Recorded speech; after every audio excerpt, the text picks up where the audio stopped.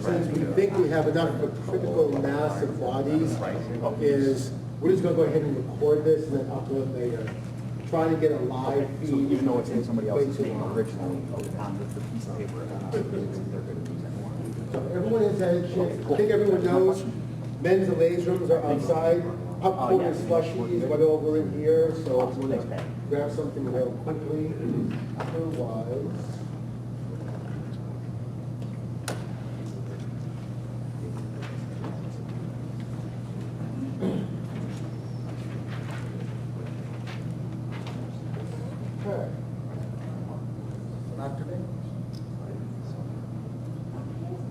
Roger, we all sort of set?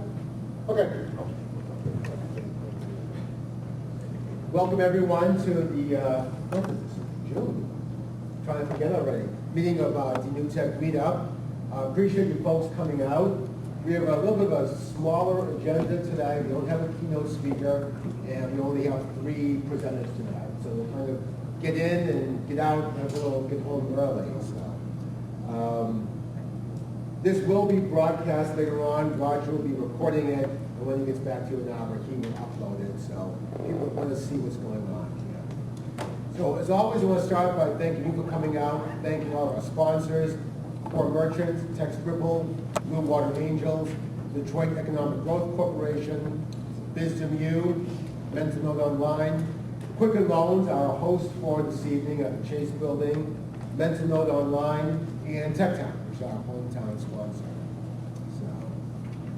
So, with that, why don't we go ahead and have our first speaker come on up.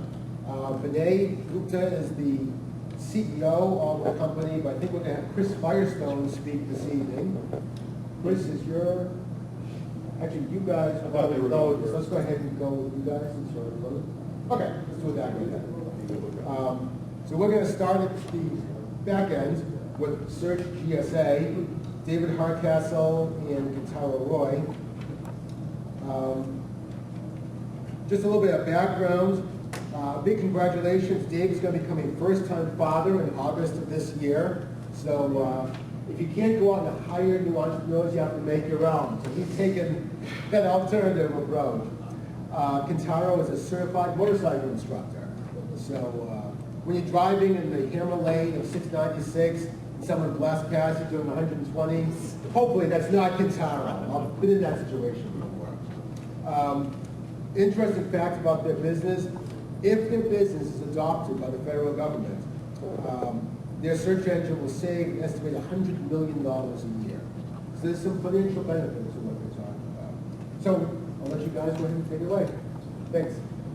Thanks a lot, Milton. Thanks for having us. I really appreciate the invitation, and thanks to Roger also for kind of creating the awareness of the Detroit tech event here, and I'm very glad to be here. My name is David Hardcastle. This is my partner, Kentaro Roy. And we want to talk a little bit about Search GSA, which is, as we mentioned, is a search engine we've created for federal government employees. A little bit about where the idea came from, and this is a very brief version of it. We actually operate a web marketing firm in Ann Arbor. We're pretty successful. We've been around for about 14 months, and we went from a one-man shop to a team of 5 in the last 14 months. Have a lot of fun doing that. And this idea came out of some of the work we're doing for our web firm as an opportunity as we were looking for new markets. We started looking at something we call price list optimization, which is a service aimed at government employee or government contractors who are looking to list their GSA contracts through the GSA. And so because of that experience, we actually got to use GSA Advantage, which is the government-sponsored search engine for all these GSA contracts. And through that, we really got to learn firsthand how poor that is. It's a $250 million investment the government made a few years back. And as we're going to show you here in a few minutes, it's not very effective at doing its job. And ultimately, we started doing a little more background research, and we found out that not only was this a problem we were having, but this is a problem that a lot of other people were having as well. There's actually 1,200 posts on another website that allows government workers who can't find what they're looking for on GSA Advantage to post the wanted ad of what they're looking for, what the service they're looking to fulfill. And that's a monthly number. And so that really told us there was something missing here, and maybe we had the ability to come up with something to fix it. And eventually that led to the development of searchgsa.com. So GSA Advantage, like David said, is the government search engine for procurement officers or contract specialists to use. So basically when the federal government needs an electrical engineer or tanks or any service really, they go to GSA Advantage to search within a database of approved vendors to see where they can hire these services. And the federal government spends about $38 billion a year to these contractors on GSA. So GSA Advantage, in the search engine, we took a very common keyword that's searched on here, electrical engineer, Virginia. So basically, if you're looking for electrical engineer on a project that needs to be done in Virginia, you're most likely type in a keyword similar to this. And just to demonstrate the accuracy that GSA Advantage provides, we pulled up some of the results here. The very first result is actually a magazine company that's not based in Virginia. So similarly, if you search for hammers, you might get shovels or a nuclear engineer. The results are very inaccurate, and unfortunately, that costs millions of hours in wasted time in taxpayer dollars every year. When we search for electrical engineer Virginia in Search GSA, we, as you can see, immediately get some very accurate results. The reason is we have utilized Google technology to process the query and display the search results so that the results are going to be displayed very quickly and also going to be very accurate. So how does this help the federal government and ultimately taxpayers? Like I said, there are millions of hours spent every year searching by these contract specialists that work for the federal government. With GSA Advantage, because of the decrease in efficiency of the product, of the search engine they have, it costs taxpayers about $126 million a year. If all of these acquisition workers switch to Search GSA tomorrow, that would begin saving about $110 million a year end up as soon as this transition is made. We have some of the data that we use below here, and all of the calculations and details are at searchgsa.com/about if you're interested in how we came up with these numbers. The next steps for Search GSA is to build a user base of federal acquisition workers. How we would have an opportunity to monetize this website is to either sell a product to the federal government or we could build a user base and take a model that Google uses, which is offer very clearly distinguished sponsored results on the search results pages. So, for example, if Boeing wanted to show up on the search results page, if someone searches for aerospace supplies or services, then their listing would show up somewhere on the page and be highlighted as a sponsored result. We've also have been looking forward to and started working with GSA users for feedback and testimonials. We did develop Search GSA working closely with acquisition workers at the federal government. We have been working to create brand recognition with social media and advertising, and have begun to offer the product directly to the federal government and the GSA. So really, we're here tonight, and we heard about events like this, and we really want to just get feedback from other entrepreneurs, other people who have been very successful. First of all, some general feedback questions you have about the concept, and then any ideas you guys might have that would allow us to continue to move forward the promotion and get to that point where we can actually commercialize this and begin to generate revenue off of it. So at that point, we are ready to take questions and comments and move forward from there. Perfect timing. Thank you, guys. Appreciate it. 5 minutes for questions. So how far along are you? Is it built yet? Not built. Yes, the website's complete. It's at searchgsa.com. It was launched a little over a month ago, and we've already gotten almost all the states in the U.S. and about 6 countries visiting and using the site regularly. So it has been launched. It is moving forward. The next step is to build a user base so we can move forward and try to monetize that in the future. Yes, sir. Why is your competitor's search engine so slow? Well, it was purchased and the creation of the project was managed by the federal government, and I really can't give you a good answer on that. Let me ask another It question. doesn't work very well. Because, yes, it's easy to joke around and say, the federal government can do this. But here's the deal. Is it possible that your competitor, the traffic that's hitting their search site, is what's bogging it down, and how do we know that won't happen to Search GSA? We're not so sure it's not the speed necessarily that I think is the issue. I think it's more the accuracy that we identified as a problem. We have a very quick time frame, but the idea was as we were working on some other projects kind of related to GSA Advantage, very quickly we got frustrated with it because of the inaccuracy of it. Not because it was slow necessarily, but just because we were looking for certain things and not able to find it. And then having found this other website that I briefly mentioned that kind of showed some of these other people that were having the same trouble we were, that's kind of where the concept came out of. So the challenge really was basically the algorithm. I mean, what's Yes. given, what's crawling that information and giving back the results. So they have a poor algorithm basically. Exactly. I have a suggestion. I find in these cases that when I search for things like acronyms, let's say for example I search for Michigan manufacturer of PVC. When you put things like PVC, that's where it becomes even harder than anything else. Just a focus on it. Making sure that we address that in terms of the Right. search results. When somebody goes to search DSA, do they just jump in and do it free, or is there a login registration? It's a free product, and we intend to keep it that way. Yes. Your question in the back, sir? Maybe not. I went on there today and I typed in video solicitations, and it was bringing up like solicitations, like contracts governments were offering from like 2009 to 2005, and worded contracts and stuff. And then when I searched my username and database on the Buy Michigan website, it's all the Michigan contracts.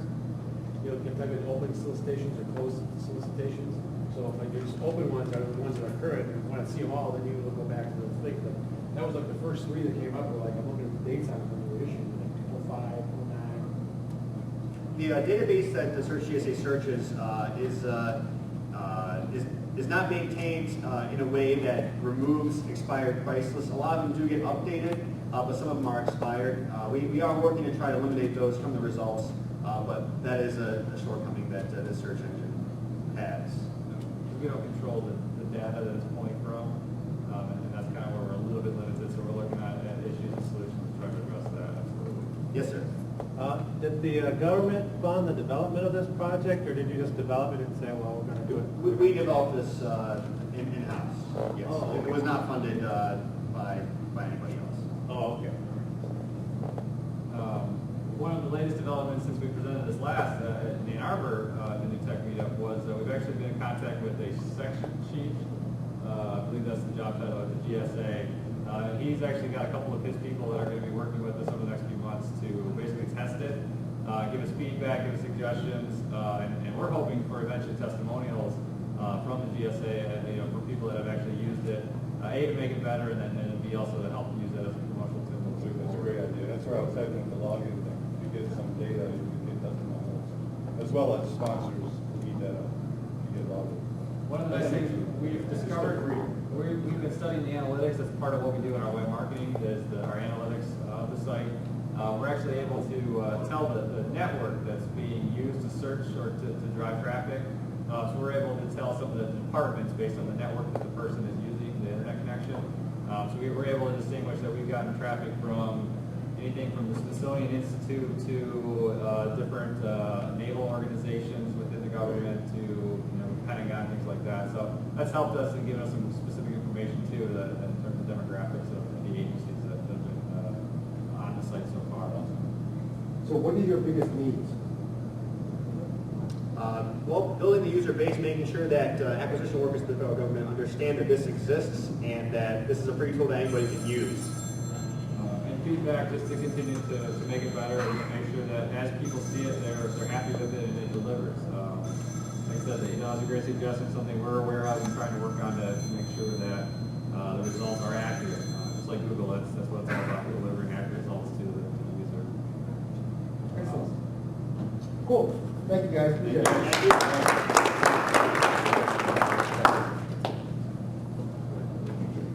Vinay, you want to? Okay.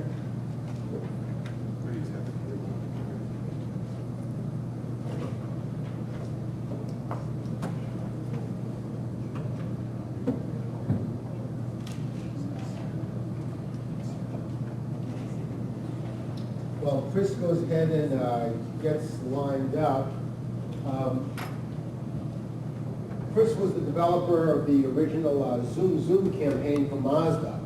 I agree that was one of the most memorable campaigns in a long time.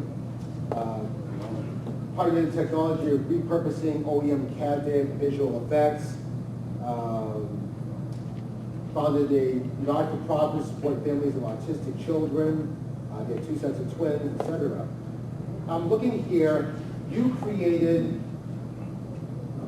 some titles on Apple, Android, and Facebook for Ben Hogan, which I can understand. How did you create one for Zorro? How did you get his feedback? It's a licensed deal. You know? Ah, okay. I was saying, well, it must be a virtual approval, so, okay. I'm not going to ask about how you contacted Elvis Presley. Again, it's a licensed deal with the estate. Okay. So,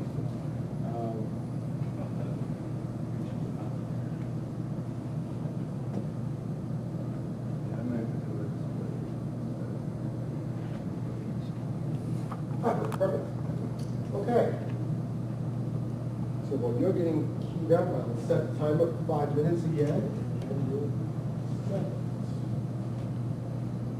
All right, so thanks for the intro. Appreciate it. Thank you guys for your time. Pixo's been around. We're now in our 3rd year. We started out as strictly a video game development company, and we started out essentially because of the Michigan Film Credit, which allowed us to mitigate risk and go forward because the film credit also covers video game production. As we got into it, the iPad came out, and we pivoted from doing console games to mobile. We were doing the Ben Hogan game at that point in time, and took all the assets we started building for the Wii game, put those on the iPad. That was our first mobile app or mobile game. So, with that said,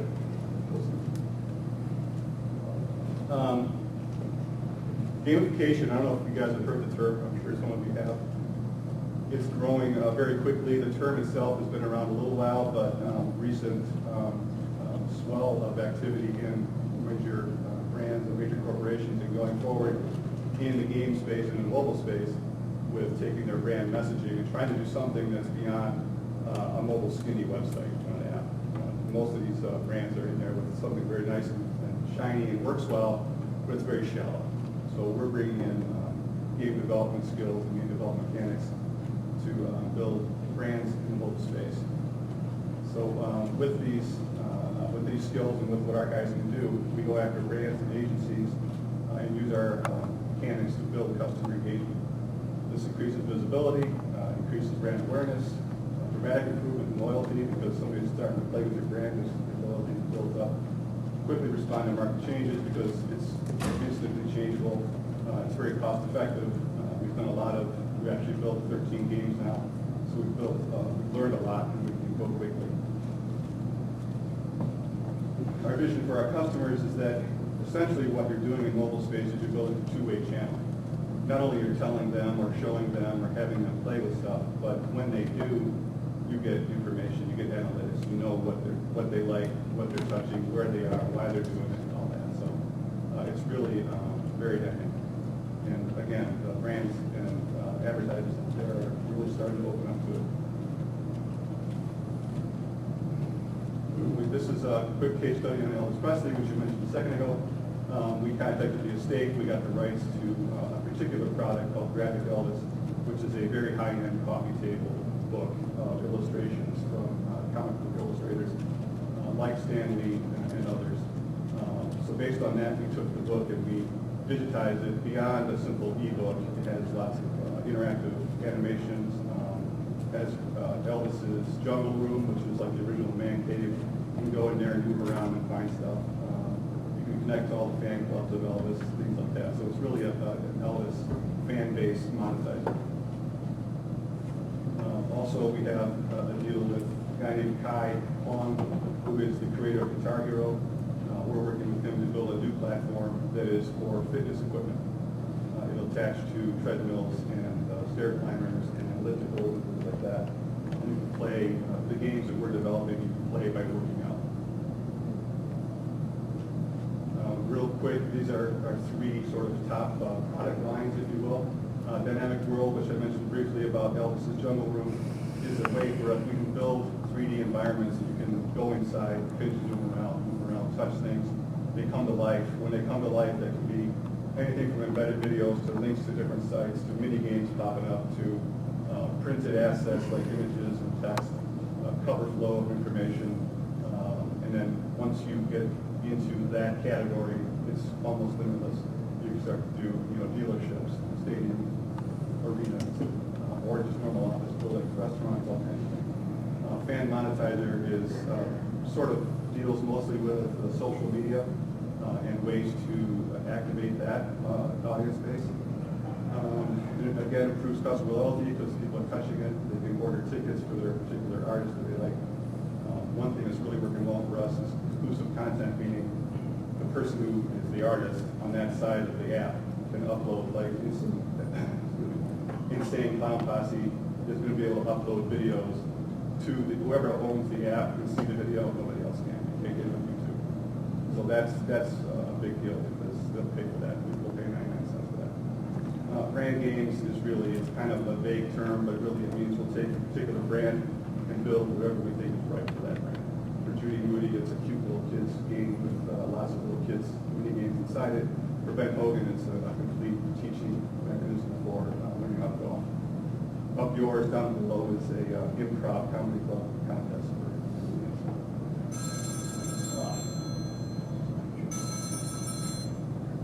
So real quick, that's customers. Analytics provided by us, which is really the driving force behind the apps and the games. And why Pixo? Because we're loaded with really great guys. Here's our platform. If you're videotaping this, you guys can see this later. It's up on it to be a good still frame. And this is a big deal, guys. Everybody in this room can probably qualify. Don't forget that. Thank you. Yeah. Questions? Okay. I have a question. You mentioned a couple of your clients. Are say your customers in Michigan, or are most of them these licensing? We have a couple of customers in Michigan. Most of them are not here. But that's changing, especially with brand gamification, which is really what we're getting into at the core. Meaning that quickly went over it, but our customer slide, and there's large agencies here in town, as well as some other large brands here in town, Home Medics, Harman, the big office they have here for the automotive industry. There are big global brands, Gale Segage, which I don't know if you've heard of that, but it's a huge global company. They do archives for institutions like UofM. So really what it's saying to us is that every big brand wants to get into space, and the amount of opportunity is huge. So I mean, we're one company here in town, but there's a few others out in California that have been doing gamification on web for a while, more like website sweepstakes, e-prize, that kind of stuff. We're taking it deeper into more physical, business-based gameplay. Is Dynamic Worlds like Second Life? I guess in some ways a little bit, but it's more finite. It's really just that brand and what that brand wants to be in virtual space. So, but it could exist in Second Life when you went in that door, say the Target or whatever, it should be whatever it wants to be. That's good. What's really exciting about the gamification is a great presentation as far as itself. It looks like you have a pretty full plate, but the opportunity here is for a training. It's like real areas where there's a constant improvement through training, like particularly businesses. You're absolutely correct. Is that you're not going to touch that area? No, we are. I didn't sign in here, and it is a full plate. We're talking to a company that does the Air Force manual. They do have an app now, but like I mentioned, it's it's a nice shiny app. You can turn the pages, but that's all you can do. We're going to take it, go in there, open up stuff, and read it, look at it, and learn. So yeah, I mean, we think that not only that, but education industry, right? Medical industry, healthcare industry, automotive. Yeah, just so that you guys know, the whole idea with the gamification is you get instant feedback on your progress, and if you're competing with other folks, you can actually see where you stand as far as that competition, just like a game. It's constant improvement, training, and learning. And gamification or game mechanics can be not really a game. It can be like Dynamic World, more like an environment. People just like to be able to go in and touch them. Like actually get immersed in there. It sounds silly because it's a little tiny screen, but it does work. Is there anyone else that's doing specifically what you're doing? It sounds like no. If, well, there's a couple of car companies, not mentioned, that wanted to do something, they call it EA. EA says, yeah, they do something for $1.5 million, and it's okay. But there's no other options really at the moment, but there will be very quickly. So we think we got a little bit of a head start, and especially with my brand background and in this town, hopefully that helps. But again, I think the environment out there is just so rich, and it's just going to get bigger. How many folks are in the company right now, roughly? 32. We started out 2.5 years ago with 6. And it's been kind of a quirky road. We've sort of pivoted a couple times, but just following the money, following where the opportunities are. We were in Royal Oak, we just moved to Southfield. Twice the square footage has for us. So what are you guys looking for? Programmers. We hear that a lot. Probably got us a lot here. I'd say probably half, 60% of the companies that come here have the same dilemma. That's the bottleneck to grow. Yeah. I'll tell you, we're also looking for designers, we're looking for artists, and it would be wrong to say that we're not looking for a VC to take notice, because sure. But we have enough work that it's growing by work, right? But it's just a slow thing for growth. Yeah. And we think we'd like to go faster so we can beat competition.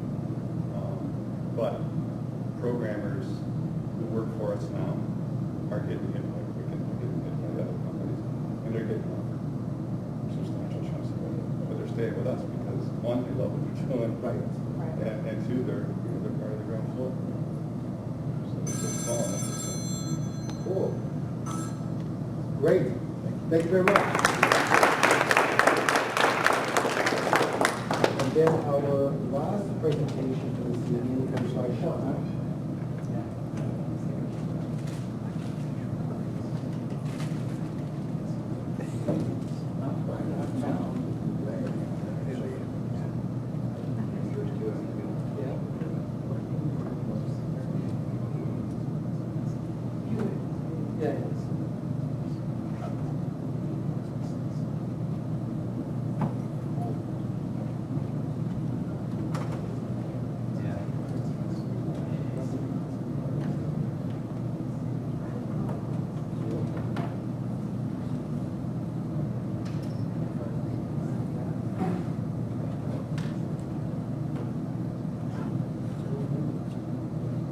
While Sean is getting set up here, just some personal background. Sean's one of these really slow guys that likes to get in the left-hand lane of 696. The other kind that like really slow, they're almost rolling backwards. So he sent me a picture of a slow motion car. It does a 1/4 mile in 8 seconds. It's 182 miles an hour. It's got a parachute in the back. So that's his fun mobile. So you definitely don't want to let him hog you in. You guys go a little bit fast. So when he's not going quite that fast, this is his other side, which is bicycling. And he feels that his bicycle company will, for the first time, let riders truly interact with the bicycles to optimize their own unique riding preferences. So, take it away. Thanks for having me, guys. A little bit of introduction to the company. Basically, we started in January 2011. We started out looking at how do we design a bike shifting system that we can get OEMs to put on their bicycles.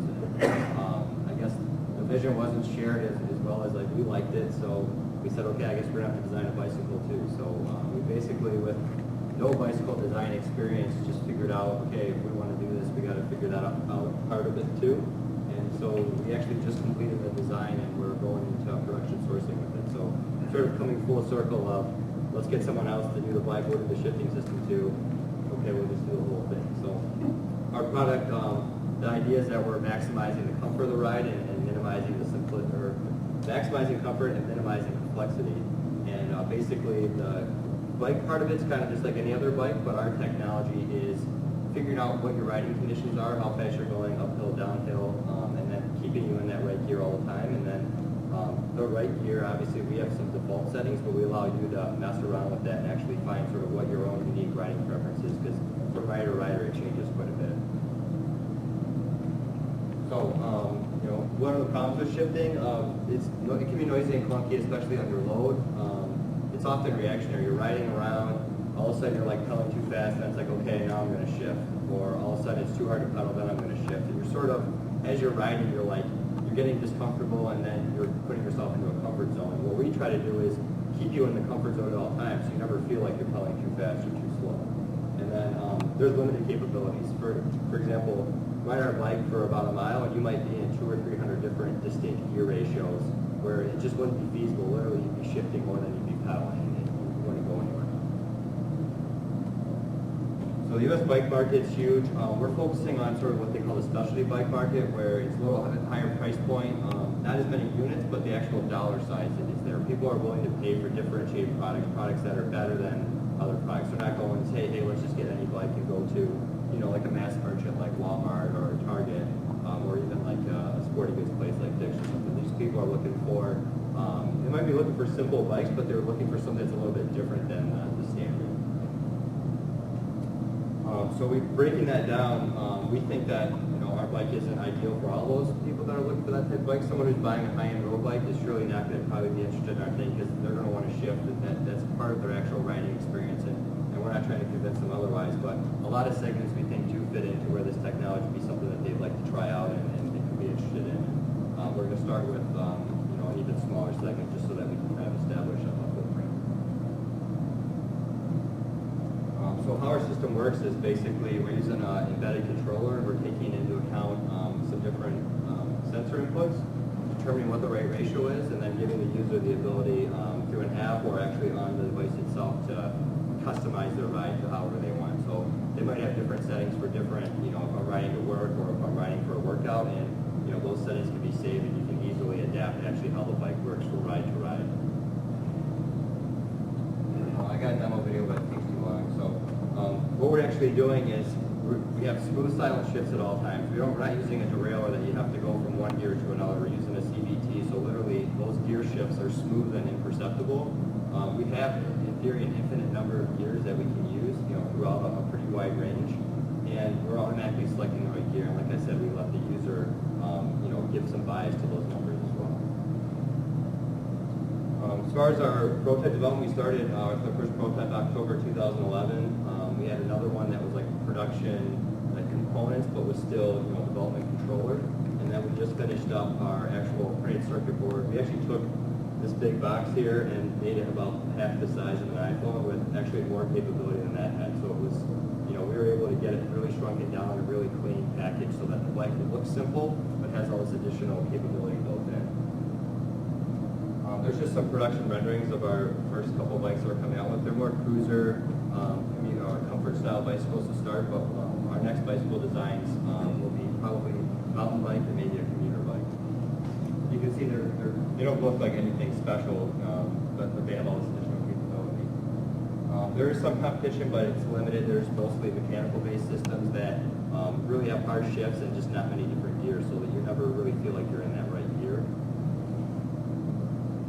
I'm going to skip a couple of these because I'm just running out of time here. But what we're trying to do right now is we're finishing up our beta bikes. We're going to try to go to as many shows as we can and get a lot of people on the bike providing feedback, because we probably had about 100 people ride the bike, and when I tell people about it, they're like, yeah, it's, you know, it's a pretty cool thing, but after they get, you know, on the bike, like, they're super stoked about it. They're like, where can I buy one? And you know, it's really getting people the riding experience that we're trying to go after. So, thank you.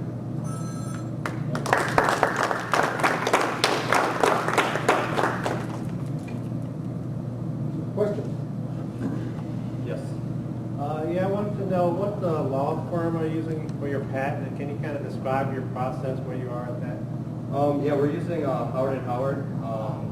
The process, basically, we filed a provisional patent back in November 2011. We filed that up, November 2010. We filed that up with non-provisional in November 2011, so within that year deadline. And we We also filed what's called a patent cooperation treaty, so we can file internationally later. And basically, there's a lot of prior art in sort of automatic shifting bikes, and what we tried to focus on was what's the sort of best way to do it, most cost-effective way to do it, and that actually determines like what the rider's output level is, so that we can tie sort of their output to the right gear versus just having speed. Because if you're going 10 miles an hour, your power output's completely different if you're going uphill, level ground, or downhill. So we wanted to understand that and actually determine what the person's power output was, and then put them in the right gear for that, and they can affect how that curve looks. Oh, so has it been approved yet, or it's still?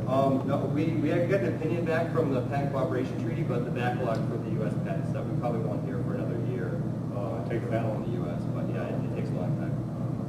We did have a U.S. examiner for the PCT though, so we have an idea of where it fits in. So.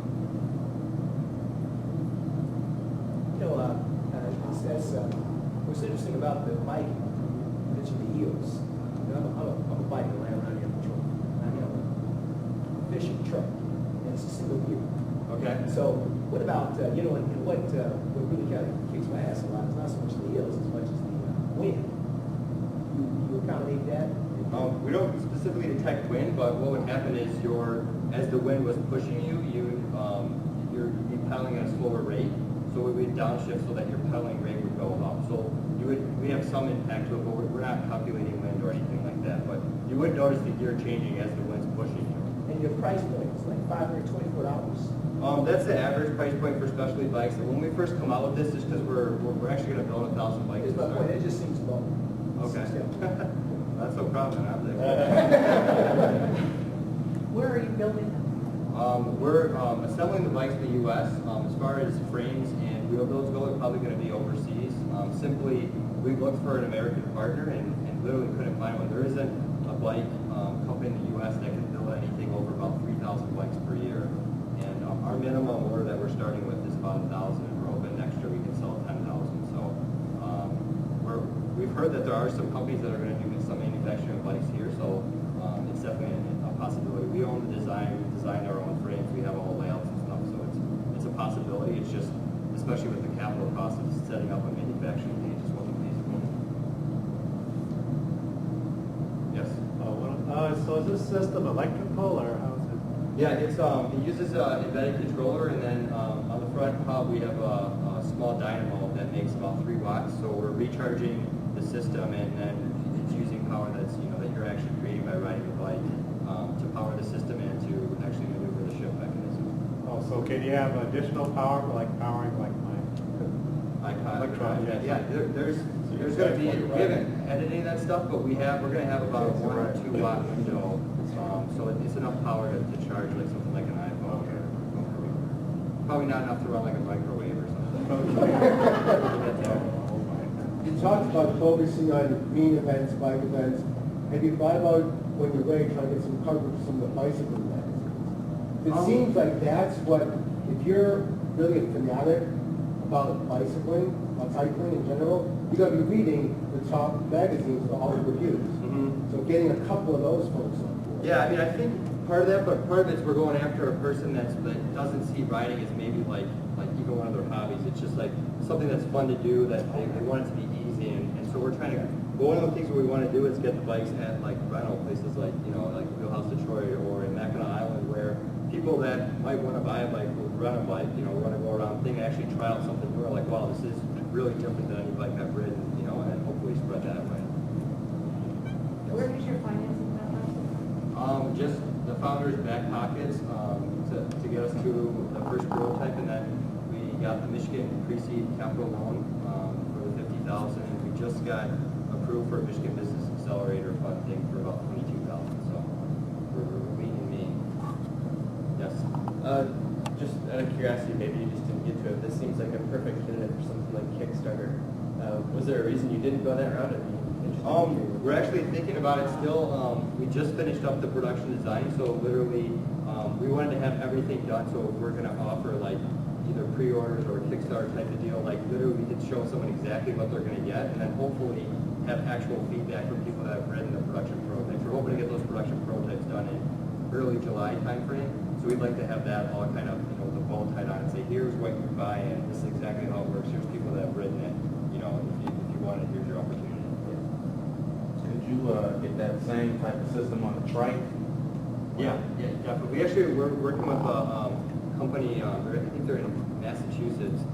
They're doing like an adult style trike, and they've expressed some interest in getting the system onto their bicycle. So yeah, you can put the system pretty much on any, human powered type vehicle that uses a standard bike type transmission. Also too, I mean, would you be interested in licensing period?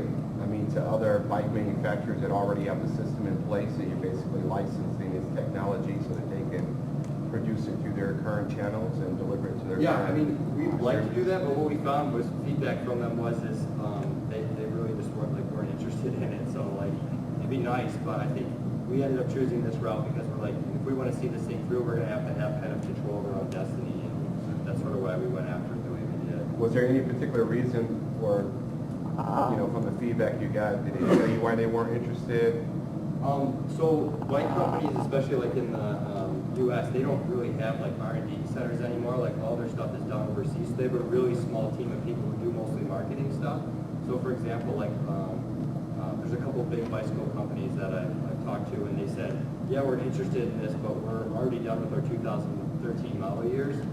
Let's talk about this for 2014 model year, and we're like, we'll talk to you in September, and we're like, we just can't count on, maybe it's worse than no. So we were just like, we're going to do our own thing. And they can buy us later if they want, I guess. Okay, so yeah, I was going to say, do you have interest in any interest in possibly licensing that after you prove the market, after you prove the viability, and then possibly gaining more revenue? And yeah, license it, or just build our shifting components and have them installed on their bicycles.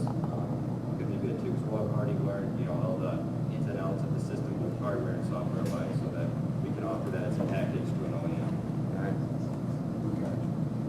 Great. Well, thank you very much.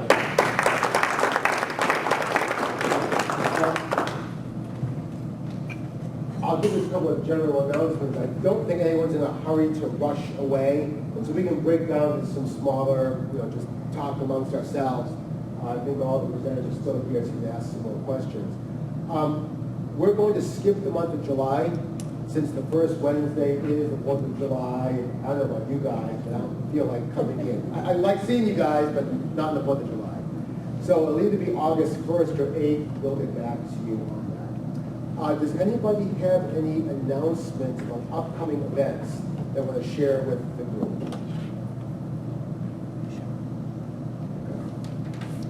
GLEQ statewide finals are next Tuesday in East Lansing. So if you're interested in seeing what goes on there, keep that in mind. The submission deadline for Accelerate Michigan 2012 happens to be the 8th of August. So if you are interested in doing that, I've done it twice. I've won an award in each one of those. So again, if you guys are at the point where you're interested, it's definitely something to keep in mind. That's all I have. Nothing else but you guys. There are popcorn, there are slushies. We're not in a hurry. All the presenters are still here, so let's keep talking. Thank you very much. Thank you.